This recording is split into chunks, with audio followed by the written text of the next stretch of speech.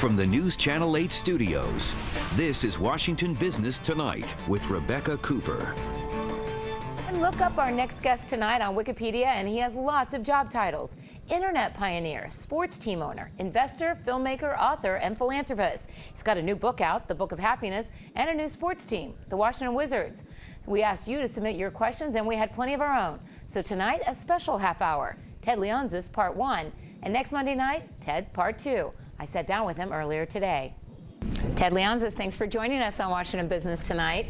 We asked our viewers to send in some of their questions, and you got a lot of questions on a wide variety of topics, but first and foremost on everyone's mind, the Wizards. How does it feel to officially now own the Washington Wizards?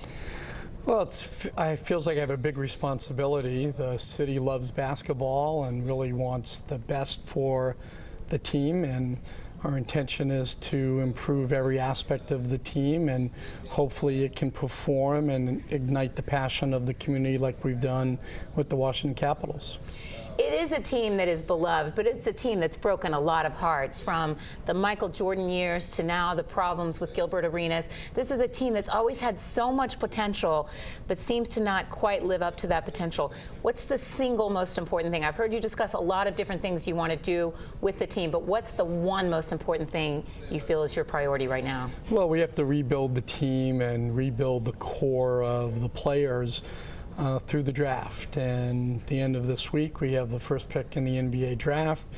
We have 3 picks in the first 30, 35. I think it's important that we use this opportunity to bring in new players and build a new culture and try to create the young players as the critical change for the culture and the performance of the team. Everyone's expecting John Wall to be your draft pick. Are we going to have any surprises? You know, I wouldn't tell you. Even here on Washington Business Tonight. Well, let me get right to then some of the viewers' questions, including Barbara Lang, the CEO of the D.C. Chamber of Commerce. Her question is, you've always been known as being an astute businessman and an excellent sports team owner. How do you preserve the legacy of Abe Pollin, who was revered in Washington, and create your own legacy?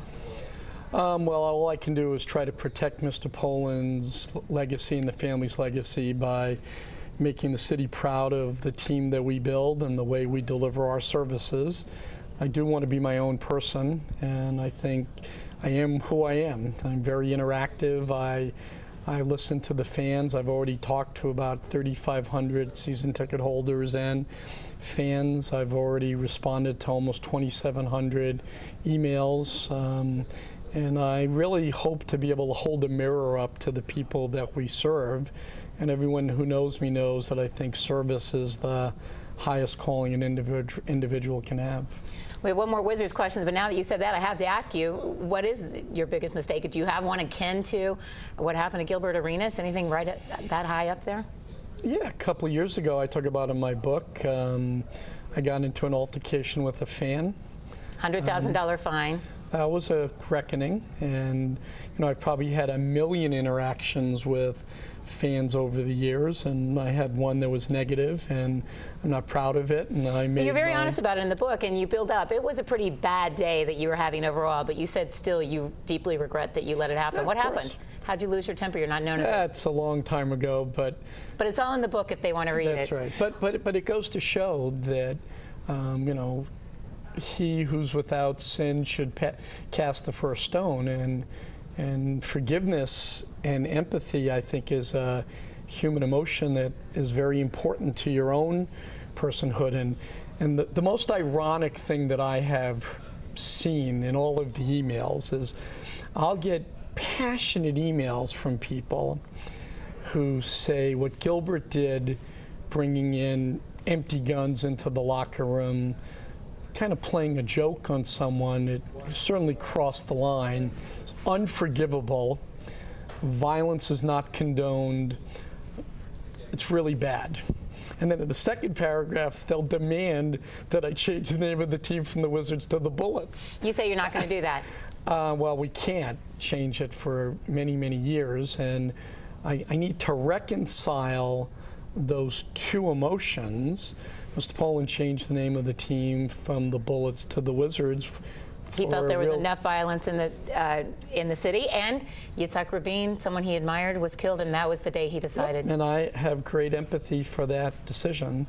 And even if I wanted to change the name, or the fans demanded we change the name, we can't do it for a couple of years. And with all that's on the plate as a new owner, I'm going to table that decision for a while.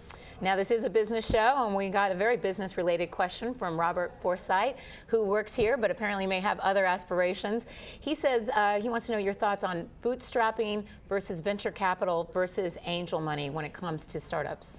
Well, I think you have to do all three. Most great companies start with people financing themselves. I started my first company and used an American Express card to make payroll. As long as you pay them back in 30 or 60 days, they provide great capital. And then I brought in some angel financing, and then I got venture capital. And the key is to know when to apply what level of investment. And you don't want to bring in venture capitalists too early, because they demand a big part of your company.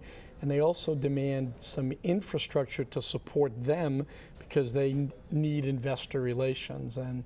And the best companies raise the least amount of money. They develop business plans where customers or sponsors will pay them. And AOL, for as big as it got, we didn't raise all that much money. We had a couple of rounds of venture capital, and then we went public. And we kept a big part of the company with the employees. And I think that's the best way to go.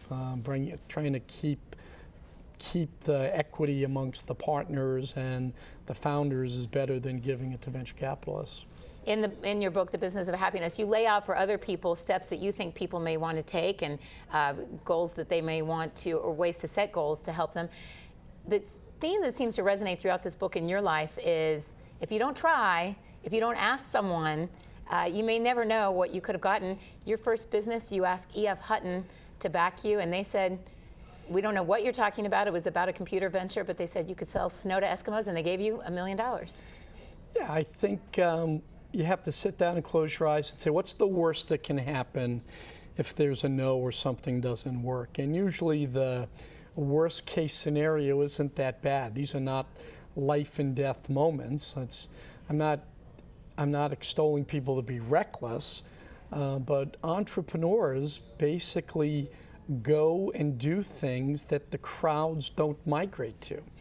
And usually when an entrepreneur is successful, there's thousands of people that go, I had that same idea, or, well, that was obvious. And go, yeah, but he did it. She figured out a way to pull that off. And most of the big wins are by people who have big, audacious goals and aren't shy to ask for people's help. The thing that made me most surprised by reading the book is your taste in music. You talk about Kurt Cobain, a few other bands in there you talk about that I didn't realize Ted Leonsis was such a Talking Heads fans and others. But again, they'll have to buy the book to find the whole list. And that's all for us tonight. Ted Leonsis, thanks for joining us.